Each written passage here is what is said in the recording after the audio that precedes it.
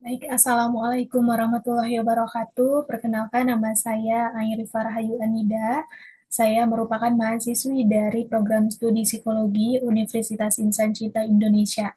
Dan saat ini saya akan mempresentasikan mata kuliah atau rangkuman mata kuliah Mind Reading Machine atau mesin pembaca pikiran untuk memenuhi tugas mata kuliah Mind Reading Machine dalam ujian tengah semester.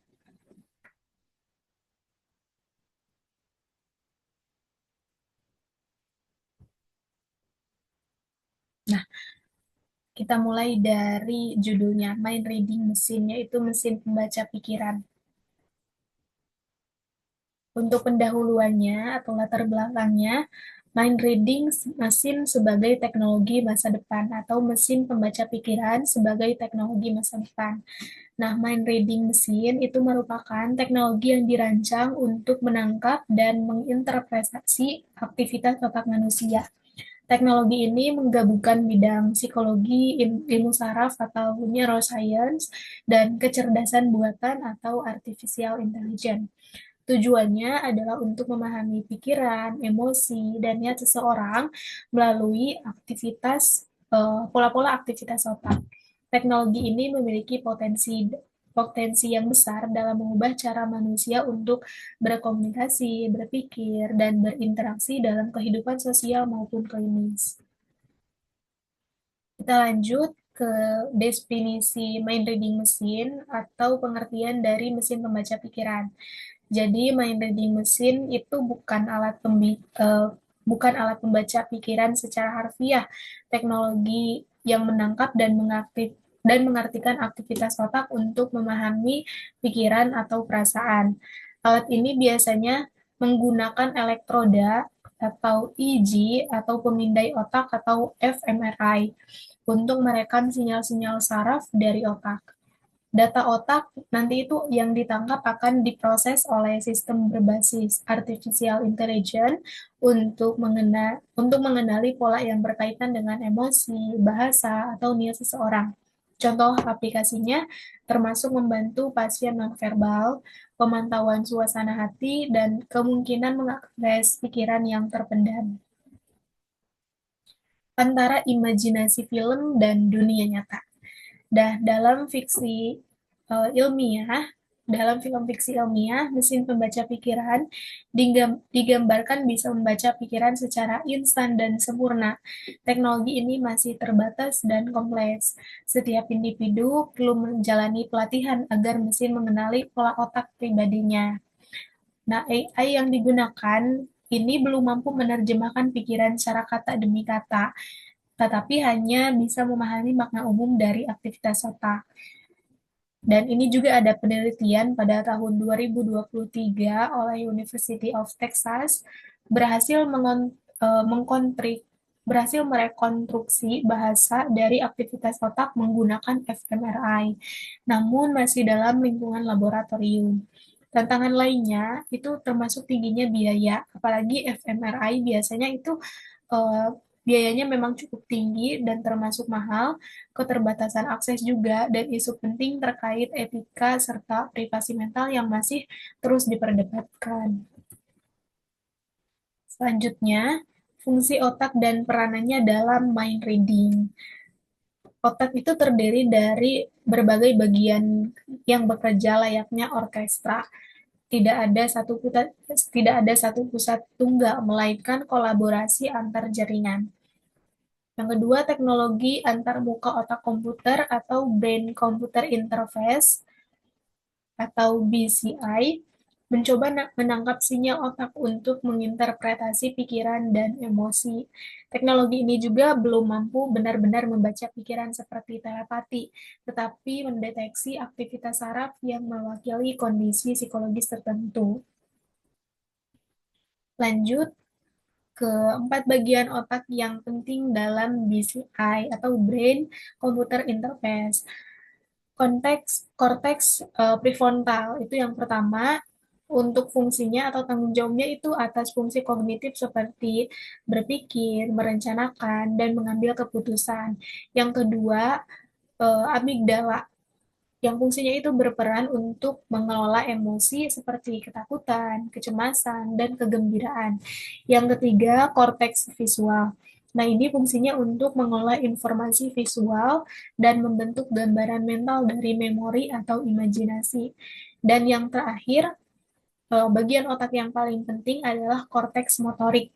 Nah, kalau ini fungsinya itu mengontrol gerakan tubuh seperti mengetik, berbicara, atau menyentuh layar. Kita lanjut ke cara otak menghasilkan sinyal.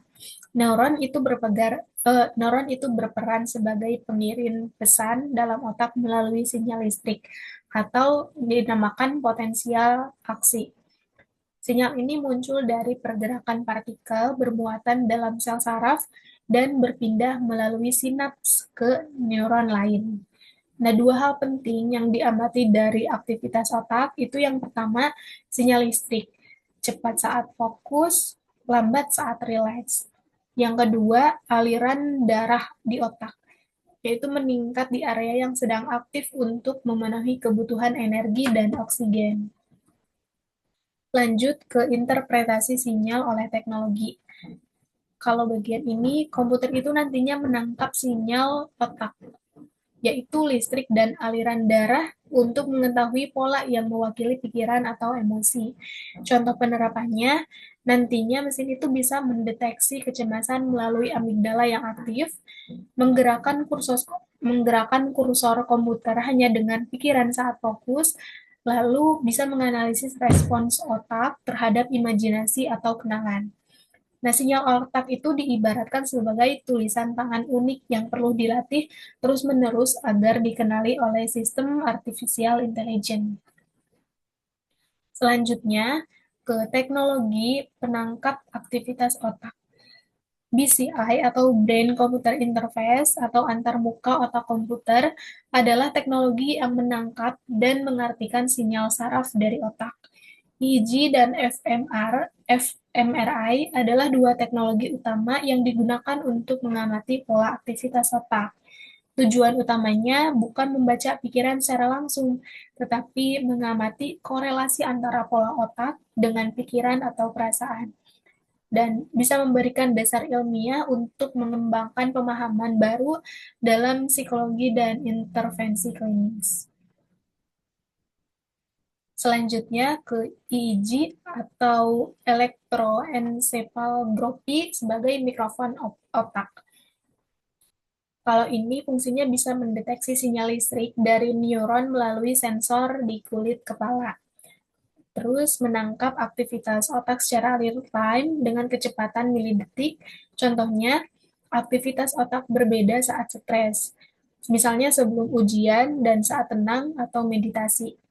Keunggulannya, kalau EEG ini cepat, murah, mudah digunakan, cocok juga untuk aplikasi seperti terapi atau neurofeedback. Untuk kelemahannya, kalau EEG ini hanya merekam dari permukaan otak atau tidak menjangkau struktur dalam seperti amigdala dan kurangnya detail spasial. Nah, selanjutnya fMRI sebagai kamera otak ibaratnya. Ini fungsinya untuk mengukur perubahan kadar oksigen dalam darah, untuk memetakan aktivitas otak, dan bisa juga digunakan untuk mengidentifikasi area yang aktif saat berpikir atau membayangkan. Contohnya, saat membayangkan pantai, korteks visual menjadi aktif dan membutuhkan lebih banyak oksigen. Nah, keunggulannya ini fMRI ini detailnya tinggi, mampu menjangkau struktur dalam otak, cocok untuk penelitian mendalam seperti PTSD. Namun kelemahannya itu seperti yang tadi dijelaskan, lumayan mahal, lambat, dan membutuhkan alat yang besar. Ini juga kurang cocok untuk penggunaan cepat atau rutin. Selanjutnya, kita masuk ke tahap manfaat EEG dan fMRI dalam psikologi. EEG digunakan untuk neurofeedback terapi, bisa juga untuk pasien belajar mengatur aktivitas otaknya untuk mengurangi stres, kecemasan, atau gangguan fokus. Yang kedua, fMRI Ini fungsinya digunakan dalam riset untuk memahami sirkuit emosi. Bisa juga untuk membantu melihat aktivitas amigdala dan area lain pada pasien PTSD. Keduanya itu memberikan gambaran objektif dan ilmiah tentang aktivitas otak yang berkaitan dengan perasaan atau kondisi mental tertentu. Namun tantangannya itu setiap individu memiliki pola otak yang unik. Jadi setiap individu itu memiliki pola otak yang berbeda-beda. Jadi tidak bisa disamakan antara satu individu dengan individu yang lainnya. Sehingga interpretasi data ini harus sangat hati-hati. Yang selanjutnya, tahapan dalam mind reading mesin. Teknologi seperti EEG dan fMRI hanya tahap awal dari sistem yang lebih kompleks.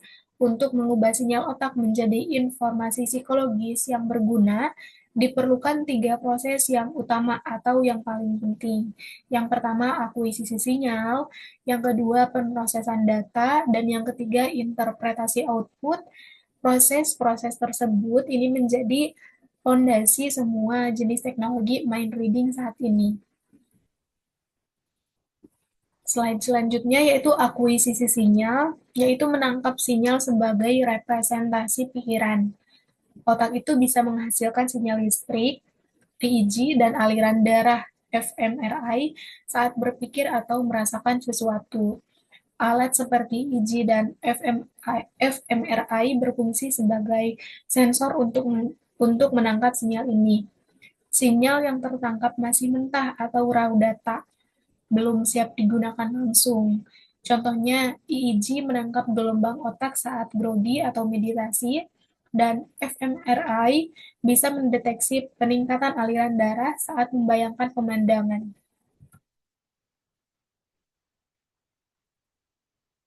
Selanjutnya, mengolah sinyal mentah menjadi informasi yang bermakna. Sinyal awal banyak mengandung noise dari pergerakan kepala atau gangguan listrik lingkungan. Langkah pemrosesan meliputi yang pertama, filtering atau penyaringan, yaitu menghilangkan gangguan untuk fokus pada sinyal otak. Yang kedua, ekstraksi fitur atau mengidentifikasi aspek penting dari sinyal seperti amplitudo, frekuensi atau EEG, atau intensitas aliran darah dalam fMRI. Hasil akhir adalah sinyal yang telah dibersihkan dan difokuskan untuk dianalisis lebih lanjut.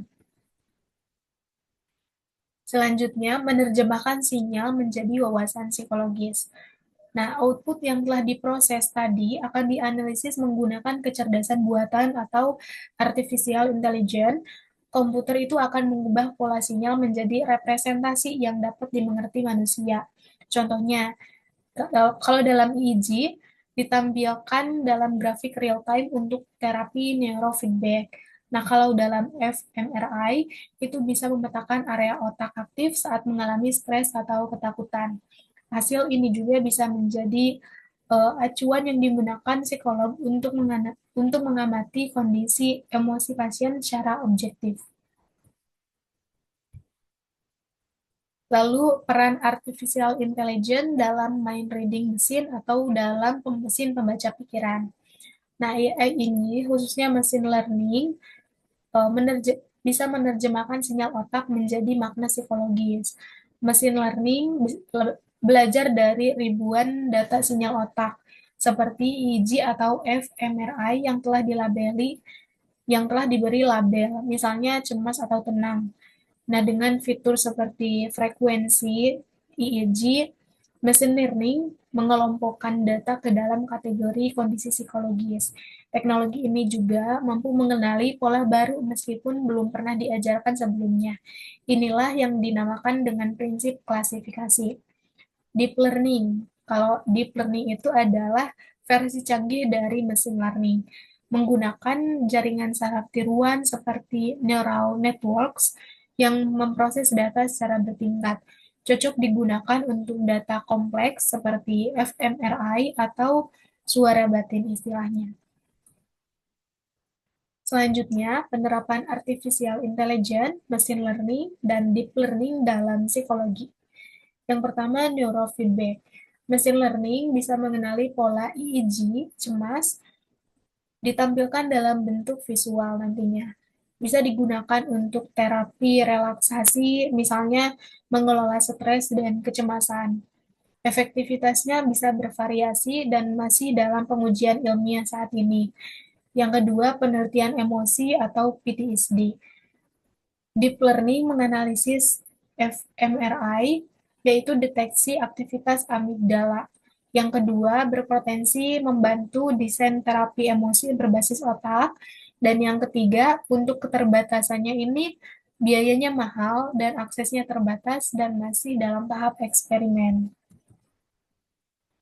Dan juga bisa digunakan sebagai analisis suara batin. Deep learning menerjemahkan kata dalam hati menjadi teks atau suara. Aplikasi masa depan untuk membantu pasien nonverbal seperti stroke dan sebagainya. Dan selanjutnya, statusnya masih dalam tahap eksperimental namun sangat prospektif untuk kedepannya. Kesimpulannya, artificial intelligence, machine learning, dan deep learning merupakan tulang punggung teknologi mind reading yang akan merevolusi intervensi psikologis nantinya, terutama dalam deteksi dan terapi berbasis otak. Nah, terima kasih atas perhatiannya. Sekian presentasi mata kuliah atau rangkuman mata kuliah dari Mind Reading Machine dari saya. Mohon maaf apabila ada kesalahan kata atau ucapan. Terima kasih. Wassalamualaikum warahmatullahi wabarakatuh.